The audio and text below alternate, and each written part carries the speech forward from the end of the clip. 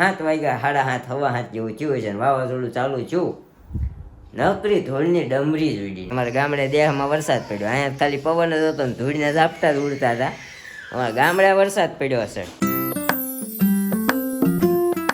Hi guys, good morning, જય શ્રી કૃષ્ણ, જય માતાજી. વચ્ચે વચ્ચે આપણા ડૂકા પડી જાય છે, વ્લોગ આવતા નથી. તો આજે કીધું આપણે વ્લોગ બનાવીએ, કારણ કે અમારા મેડમની તબિયત નહીં પણ આ પગ ભાંગ્યો છે. પગ ભાંગ્યો છે એટલે એકની એક જગ્યાએ સુવાનું જોઈએ, હજી સૂતા જ છે. અને અહીંયા વાગી ગયા છે 8. હમણાં આપણે વહેલા ઉઠી જઈએ છીએ, વહેલા નીકળી જઈએ છીએ, કારણ કે એડિટિંગનું કામ હોતું નથી. એટલે વહેલા સર ફ્રી થઈ જાય, જગાઈ જાય છે. સાંજે વહેલા સૂઈ જાય ને એટલે સવારે વહેલા ઉઠી જવાય છે, એવું બધું થાય છે.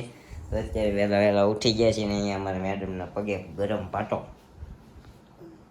જોકે ઓલો પાટો બાંધેલો હતો પણ મેડમે કાલે છે ને સાંજે છોડી નાખ્યો છે, મલમવાળો.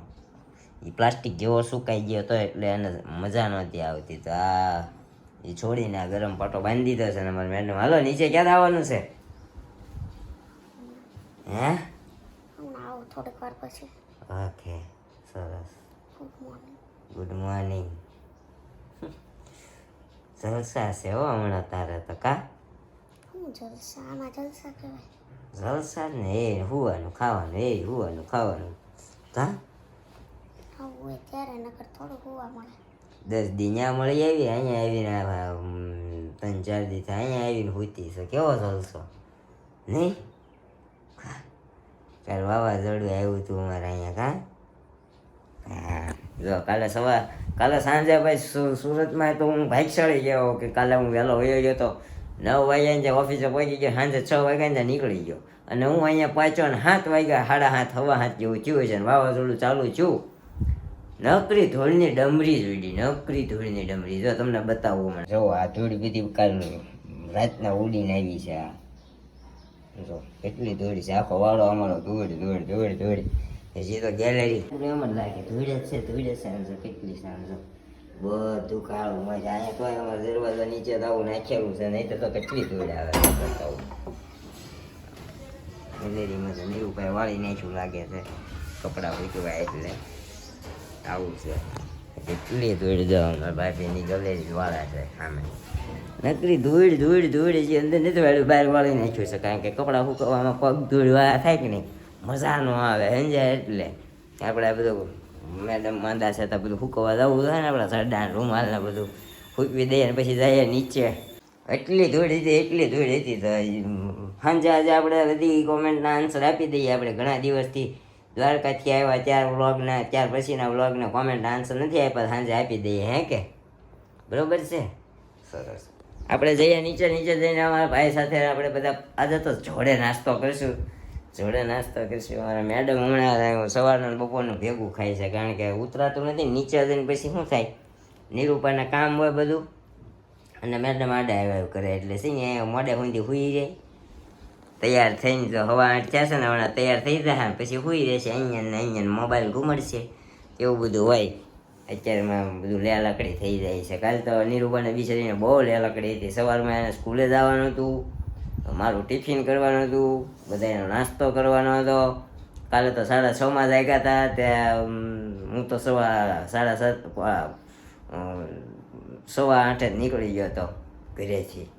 એટલે આપણે કાલે સાંજે ફાયદો છે, નહીંતર તો હું હેરાન થઈ જાત. કા એટલો પવન હતો, ઝાપટાવાળો પવન હતો. હજી ગરમી હજી તો ગરમી ચાલુ નથી થઈ ગયા, તો અહીંયા મેંડી હોપારી નીકળવા આવું થાય. જોયું, આ વખતે કેરીમાં થોડોક લોસો થઈ જવાનો છે. કાં જોઈએ, જાય નીચે જઈને જાણીએ આપણે બધું. અત્યારે આપણે નીચે જઈએ. તો ભાઈ કાલે કેટલો પવન હતો, તમે જમવા ગયા હતા અહીંયા? ભૂકા કાઢ ને ખા. અમારા ભાઈને નિરૂપાને કાલે જમવાનું હતું. અહીંથી નીકળ્યા તે કાંઈ નહોતું, પણ ત્યાં પહોંચ્યા ને પવન કે મારું કામ. પછી તો ઘર ગણિત આવ્યા નહોતા હજી, પછી અહીંયા બેઠા વાટ જોઈને. એટલો પવન હતો, પબ્લિસિટીના બોડિયા ને બધું કેટલું ઉડાડી દીધું. કેટલાય ફાર્મના ડોમ ઉડીને બહાર વી આવ્યા. કાં આપણે ત્યાં દુખ્યા દરબારે હે ને? હા. અત્યારમાં અમારા ભાઈ રીલ્સો ખોલીને બેસી જાય. જોવો બધાય નહીં હું નવું આવે છે રીલ્સમાં? કાંઈ આવતું નથી. આવે કંઈક તો આવતું જ હોય ને. વાવાઝોડું થવાનું છે કે વાવાઝોડું થવાનું છે. અહીંયા અમારા માતાજી, જય માતાજી, ભલું કરજો. દીવાબત્તી થઈ ગઈ છે, ભલું કરજો બધાયનું. અહીંયા અમારી મમ્મી એક હાથે બધું શું છે આમાં મલાઈનો છે. મલાઈ ભેગી ન કરાય, ખબર છે? કોણે કીધું એવું? જો આ બધું મમ્મી આમાં આવે છે, આમાં ખબર કોઈ ન હોય, સમજ્યા? આ બધા મેળવતા છે, શું થતું હશે? રોજે રોજ કરી નાખવાનું. મલાઈ ભેગી કરીને ઘરે મેળવવાની, એમ નહીં કરવાનું. એમ કોણ લેવા? ઝાડ થઈ જાય એવું કહે છે. હે સાસમાં કાંઈ વાંધો આવે? ખાટી આવે છે સાસ? ઈ કઈ ખબર નથી, પણ આ બધા બહુ કે ખાટી થતી હોય ને તો ઝેર થાય. આ તો મલાઈ અને ગળ પણ નાખ્યું હોય તો ઝેર થાય. ઘી એક નંબર થાય છે ભાઈ, કણી વાળું અમારે ઘરે બનાવે ઈ. તો પછી ઈ ઝેર થાય ભાઈ. જીવું વસન મગજમારી, જીવું વસન મગજમારી, આનથી આ થાય ને આનથી આ થાય, બે ખાવાનું બે મોઢે બધું. ઉપાધિ નહીં કરવાની. જો અત્યારમાં એટલી રોટલી અમારી ટિફિનની ને બપોરની ને બધી નિરૂપા અત્યારમાં એટલી રોટલી કરે. મલાઈ કાઢી અને ગેસ બંધ દેજો ને એક હાથે. મેં કીધું મલાઈ કાઢી છે, ચા નીકળી છે. અહીં વાળ્યું છે મમ્મી કે નથી વાળ્યું ને?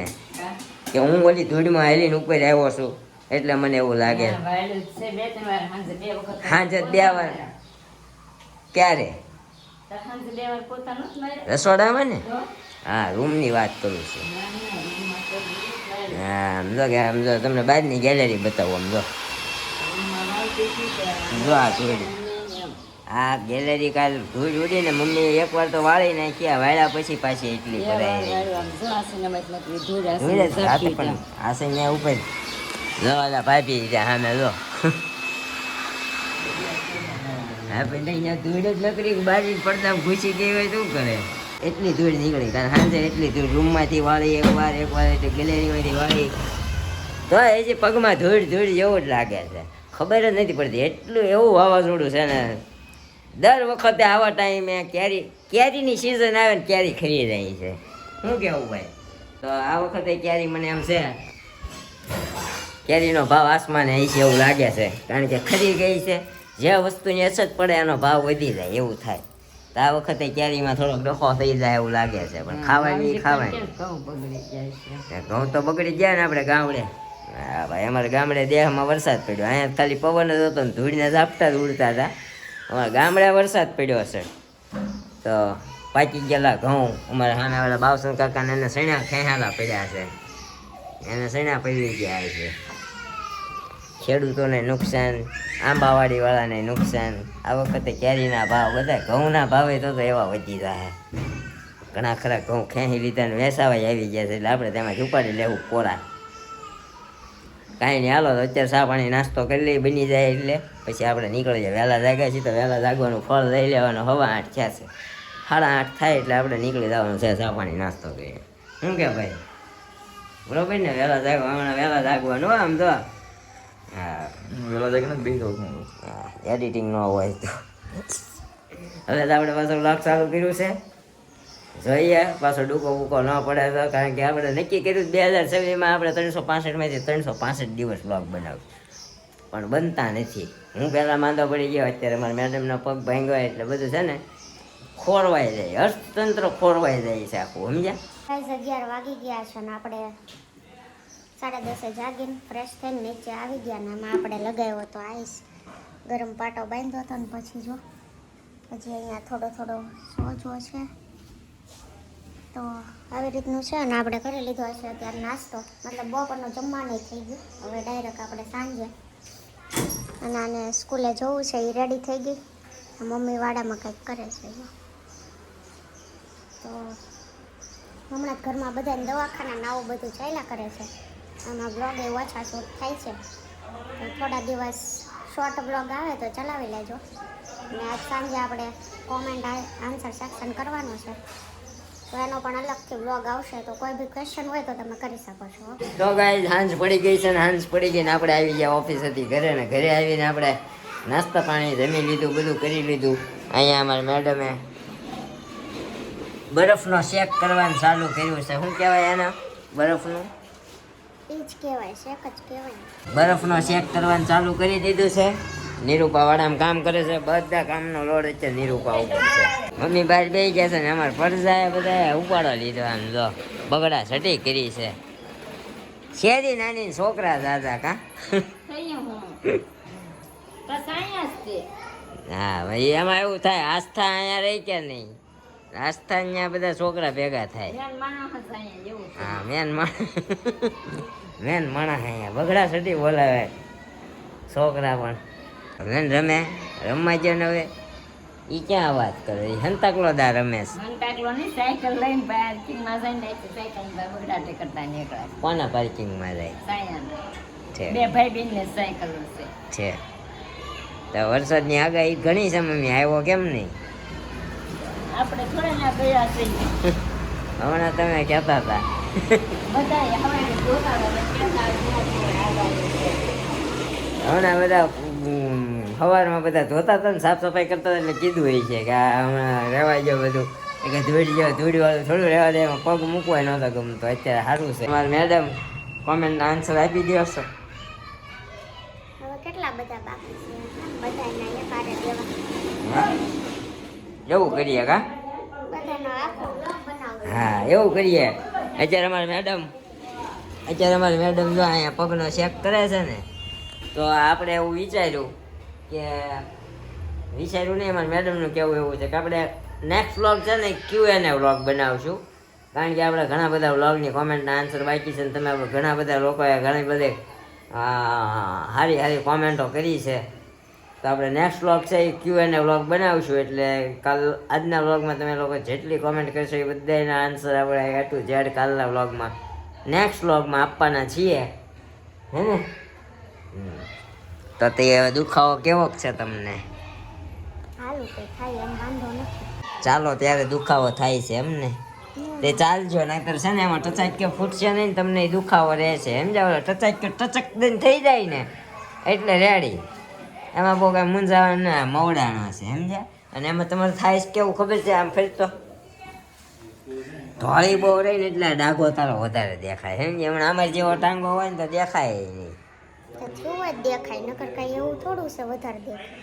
હા પણ લોહી તો અમારે આવું ઘણું મળી જતું હોય પણ અમારે દેખાય નહીં. તમે ધોળા રહ્યા ને એટલે નજરે ચડે છે એમ. બીજું કંઈ નહીં, આમાં હાલવા માંડવાનું હોય. ધીમે ધીમે રાઉસ કરો ને પગ એટલે રેડી થઈ જાય. ટચાક કે ફોડવાનો છે એ ફોડ નાખવાનો. કાલ ફૂટ્યો હતો ને, હજી એવા 2-3 ટચાક કે ફૂટી જાય એટલે પગ તમારો રેડી. શું કેવું? હે ને? કાલ જવાનું દવાખાને કે એમ કરું જઈ આવો ને એને કે પાટો બાટો ન બાંધ આમ નામ જે થાય એમ જ કરો. પાટો મને પાટો ઓલોય નથી ફાવતો. હા તો બસ તો નથી જવું. તેલ બેલ ઓલું પડ્યું એ ચોળું છું, પણ બીજું કાંઈ દે તો ટ્યુબ કે તેલ તો જાવું હોય તો એ તેલ જ આપે ને ટ્યુબ ક્યાં આપે છે બધાને? જે આવે એને હરી લાલ પીળી લીલી એક ટીકડી આપી દીધી, પાટો બાંધી દીધો અને તેલ આપી દીધું એટલે રેડી. કા તમને શું લાગે છે? બધાની એક જ તેલ આપે છે કે નહીં ટોટી વાળું? મને નથી ખબર. તારે પીવી હોય તો પીજે, નકર કાંઈ નહીં. તમે હવે એ તો હવે આપી છે તો પી લઈશું. કંઈક ફાયદો થતો હોય છે તો જોઈશું. આપણે પાછું જોયું છે, આપણે આ પગની દવા લીધી છે, જોઈએ હવે આમાં ટ્રાય મારીએ. કા ગઈ વખતે પગની દવા લીધી ને એમાં હેરાન થયો. મારો મહિનો દિવસ આખો બગડ્યો. તમને બધાને મનોરંજન ન થયું. હજી મનોરંજન શીખાઈ ગયેલું છે, કોઈ ભેગું જ નથી થતું. એક આમ હોય, એક આમ હોય, એક આમ માંદું હોય, આવું જ છે. બરાબર, કાંઈ નહીં. અત્યારે છે ને આપણે આ વ્લોગનો એન્ડ કરી દઈએ, કરી નાખીએ એડિટિંગ. અને બન્યા રહેજો આપણા વ્લોગમાં. જે કોઈ પણ આપણી ચેનલ પર નવું હોય આપણી ચેનલને લાઇક, શેર, કોમેન્ટ અને સબસ્ક્રાઈબ કરવાનું ભૂલતા નહીં. મળશું આ એક નવા વ્લોગ સાથે આવતીકાલે સવારે 9 વાગે. ત્યાં સુધી જય શ્રી કૃષ્ણ, જય માતાજી. Thank you for watching. Bye bye.